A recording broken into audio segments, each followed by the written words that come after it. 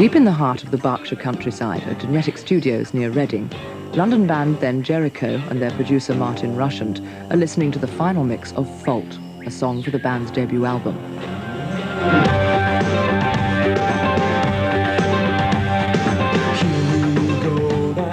Rushent is well known for his use of computer-aided music production with bands like Human League and Visage.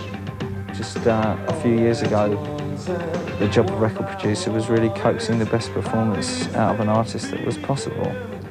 Now we use computers to aid that process in quite a serious way. I think one of the changes, not so much in my job, but in the way I interrelate with the people I'm working with, is that composition and ideas are now much more important than the ability to play technically.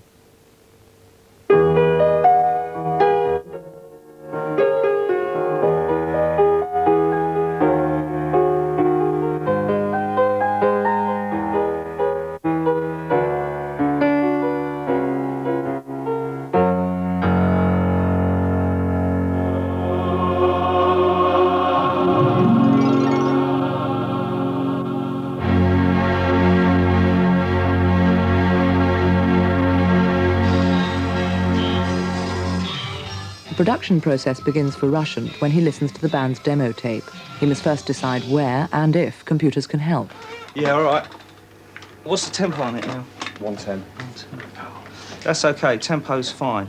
But it's got to be, if we're going to make a dance rock track, then we've got to hold the tempo all the way through. So I think we'll use some machine assist on it, on the drums, possibly on bass too. I think the intro's a bit long, isn't it? Don't you think? You can cut the intro in half, yeah. You can cut it in half. What, both sections of it? Yeah. Yeah. The intro and the so the funky flow of bit. the intro will be the same, except cut each the whole thing section in will be shorter. And then go straight into the verse. All right. Well, look. What we're going to do now? We've got the tempo 110. Yeah. Okay. We'll get the part written out and program up a Lin guide pattern for you, and then we'll take it from there. Yeah? So it gives us 4 bars. Right. Then Jericho's drummer, Stephen Wren, works with Rushent's assistant to program a basic drum pattern into the Lin drum. This won't end up on the finished track.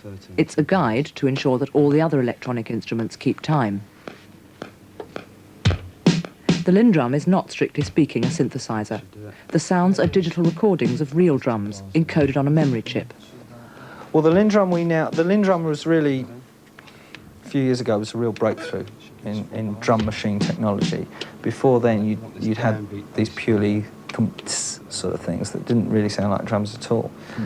The Lin really did sound vaguely like a drummer, and we use it to lay down the basic patterns and ideas of the drummer on tape to use as a sort of check against what we're doing, to make sure that our higher level machines are playing the basic patterns correctly.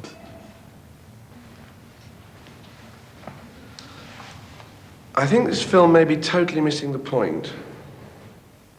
The very first electric instrument was the telharmonium, demonstrated in 1906 in America by its inventor Thomas Cahill. Cahill discovered that by spinning a notched metal disc in a magnetic field, he could create an electrical impulse that would make a musical sound when played through a telephone earpiece.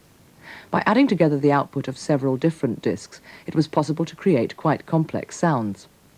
The 200-ton machine was used for a time to broadcast concerts over the Bell telephone system in New York.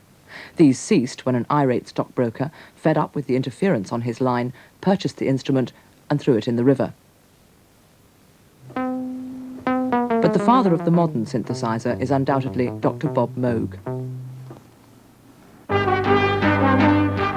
The Moog modular synthesizer first became widely heard in 1968 on a record called Switched On Bach by Walter, now Wendy, Carlos.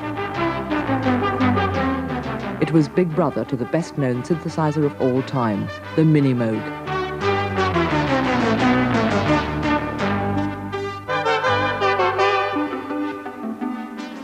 This is the last off the production line. It was made in 1980, the last of about 12,000 that were made between 1970 and 1980. It's an analog monophonic synthesizer. That means it makes the waveforms by electronic means, and it plays one note at a time. In an analog synthesizer like this, we start out with an oscillator. An oscillator produces a steady pitch sound. And in this synthesizer, we can control the oscillator sound from either the keyboard, from the pitch wheel, or automatically through modulation. The oscillator has a waveform, and that determines the harmonics. Here's a triangular wave, sawtooth, square, and two rectangular waveforms. With all those harmonics, we can shape the sound through filtering. That is, we can cut out these harmonics as the sound goes on. Here's a filter which cuts out the harmonics starting with the highest.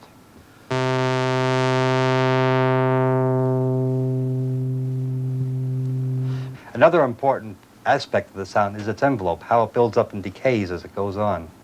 In an analog synthesizer like this, there are four parts to the envelope. The attack, which is the rise, the decay, which is the fall from the highest point, the sustain, which is how loud it is as it continues, and then the release, which is how rapidly it dies to zero when you let go of the key. Here now I have a slow attack and slow decay and fairly low sustain, so you can hear each individual part. First the attack, then the decay, then the sustain, and finally, I let go of the key, the release. Okay, Steve, looks like that's the program. Let's see how it plays. The various machines at Genetic Studios can send each other electronic signals to keep in time. Useful here because Rushent's master plan for the track involves recording most of the drum kit onto tape in the ordinary way, but generating the snare and bass drum sound from the synclavier, a sophisticated computer and digital synthesizer.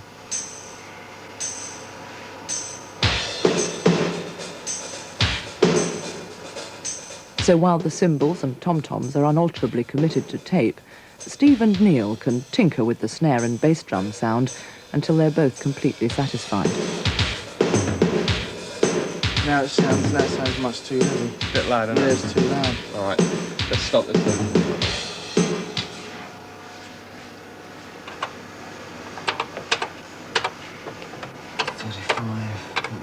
Let's try and halve it down to 35%.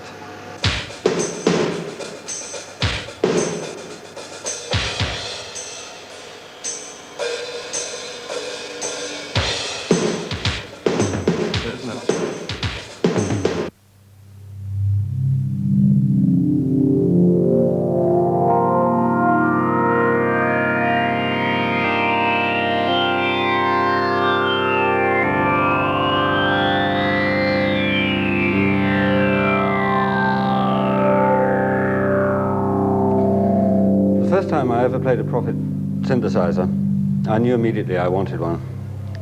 It was the first synthesizer to use a microprocessor inside the synthesizer itself to control not only the sounds and the development of the sounds,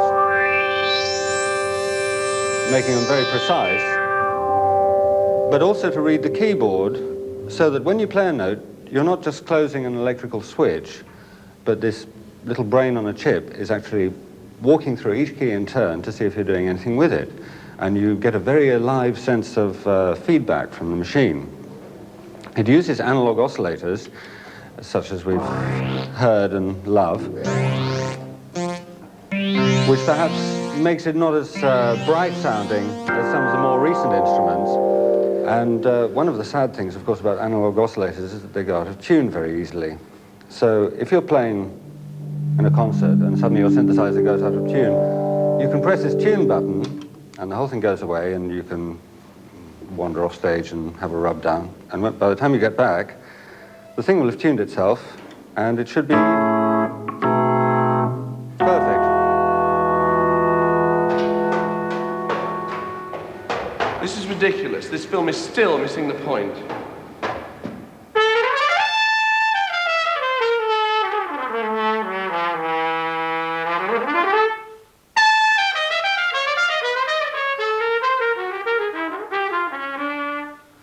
I think that a lot of work has disappeared for musicians in the last 4 or 5 years, especially in London, where sort of a lot of, I mean, with the agreement in some instances of the Musicians' Union, and in some instances despite the union, musicians in orchestra pits, musicians in studio sessions and so on, have actually found work slipping away from them because it is easier or cheaper to use either a pre-programmable synthesizer, a drum machine, whatever it might be, to create fairly regular sounds. In many areas of live work with groups, they don't represent any real threat at all. But it's in mainly the area of media work and recording that their use has become of great worry to us in certain areas where many more musicians were employed than are being used at the moment. And the union's policy is to endeavour to control their uses in areas where we're able to do so. But the problem isn't confined to recordings. In 1982, Barry Manilow toured Britain. On previous tours, he'd used a full orchestra of British musicians. This time, he replaced them with a rhythm section and just 3 American synthesizer players. Now, this is something obviously the union can't accept and will do all it can to try to prevent that situation, because it's clearly the synthesizers are being used in that instance instead and as a substitution for string players, because that is really the sound that's wanted. The musicians who are going to suffer most are those who have developed skills such as trombone players, trumpet players, violin players, but who haven't got either composing as one of their elements, one of their strings to their bow, if you'll excuse the pun, or they haven't actually got any greatness of performance. They are skilled professionals, but they unfortunately now are in line for being replaced, rather like some technologies in heavy industry are replacing some workers. I think that in fact it will turn around inside a decade, and many of the musicians who are coming along now will be totally skilled at using computers to create music, and therefore they will find employment in that role.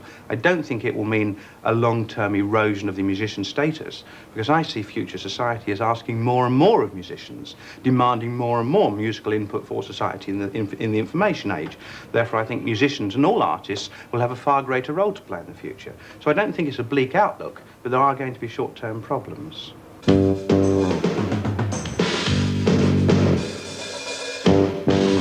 Well, I think the pulsing bits we'll program, yeah? We'll sample a sound off you. Yeah. And we'll program them in. Yeah, you get a much more constant level out of it if you do it. Yeah, right.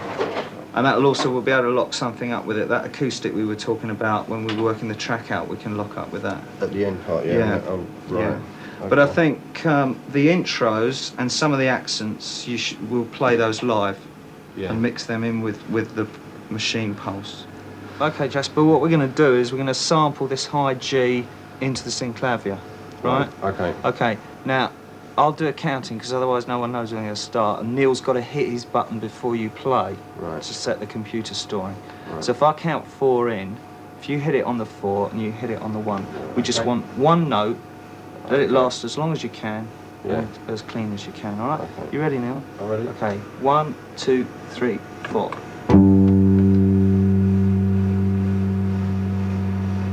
That's good. Okay, that looks good. So let's hear the high G back first before we sample the next one, whilst we're set up on it. That sounds all right. Good. Jasper, play us it again, just so we can get a comparison. So that's the real one. Okay, let's hear your one again. Yeah, perfect, identical. Okay, if you Mark start that one.